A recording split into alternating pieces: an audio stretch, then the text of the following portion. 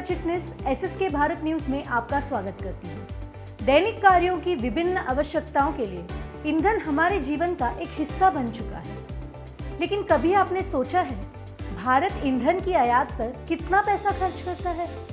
इस पैसे को कैसे बचाएं? हमारी ईंधन की जरूरत हम खुद ही कैसे पूरी करें? ऐसे कई सारे सवालों पर श्री कार्तिक रावल जी आज इस वीडियो में खुल के बात करेंगे।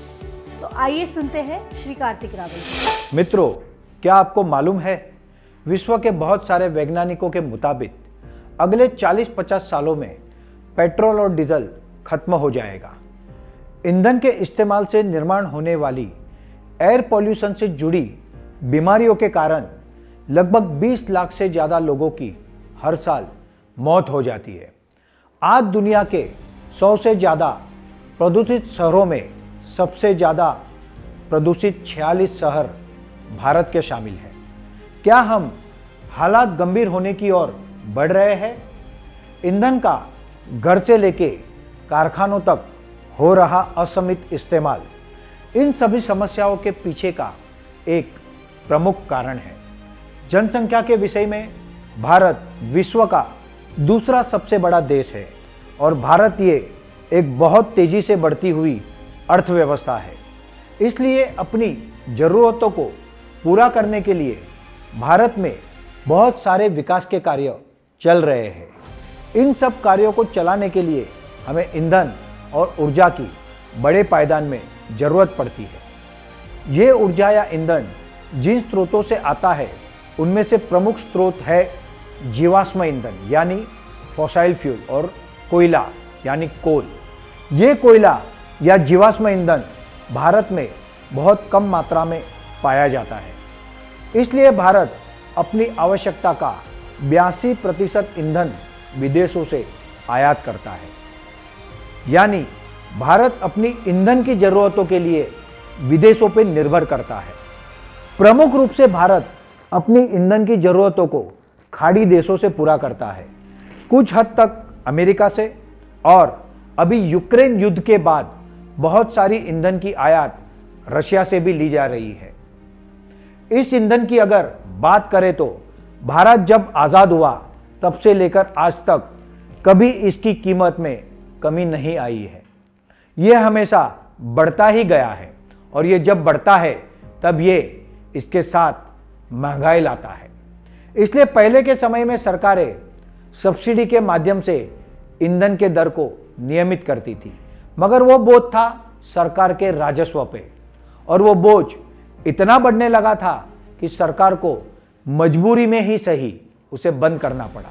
ईंधन वैश्विक अर्थव्यवस्था का एक महत्वपूर्ण घटक है।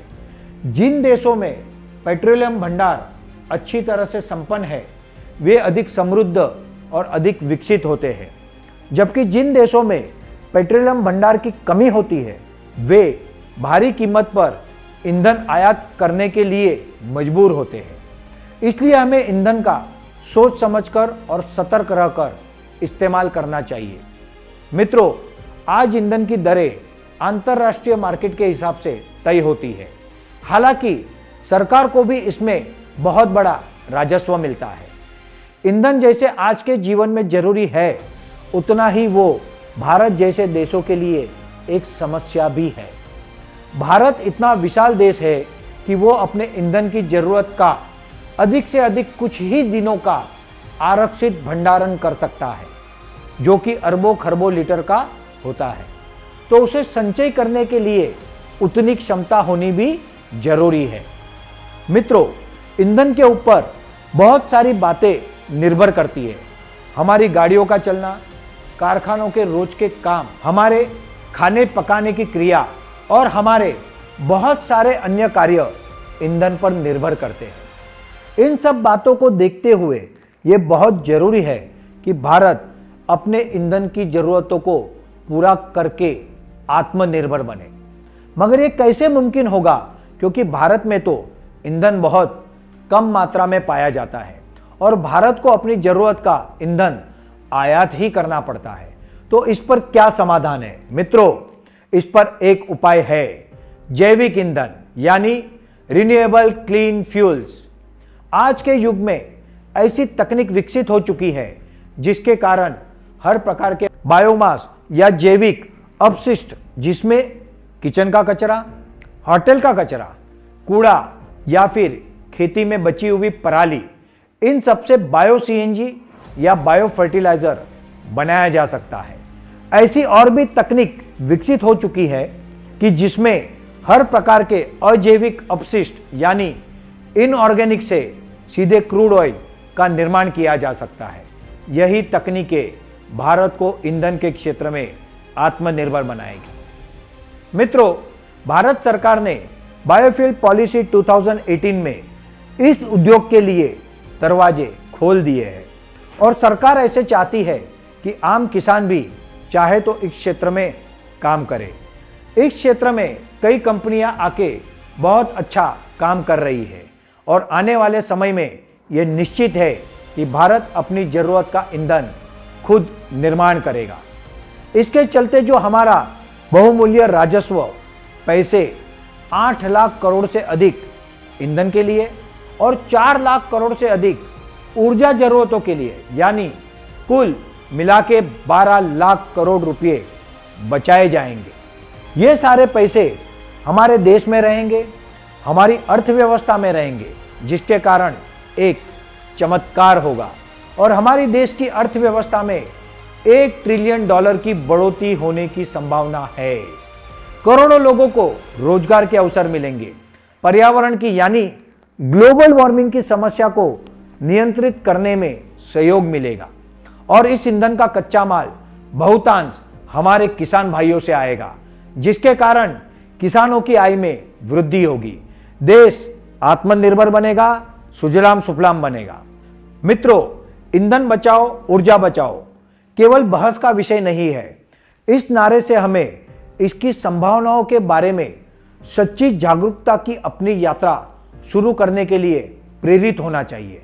तो मित्रों, हम आप सबका स्वागत करते हैं भारत को ईंधन के क्षेत्र में आत्मनिर्भर बनाने के इस कार्य में। जलते थे कभी दिए तेल के प्रभु राम के नाम पे, जलते हैं कुएं तेल के अब आराम के नाम पे।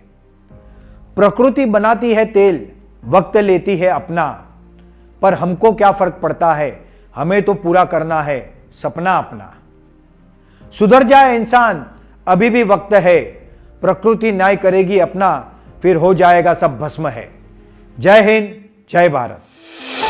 तो ये थे श्री कार्तिक रावल जी के इंडिया एंड फ्यूल इस विषय पर विचार।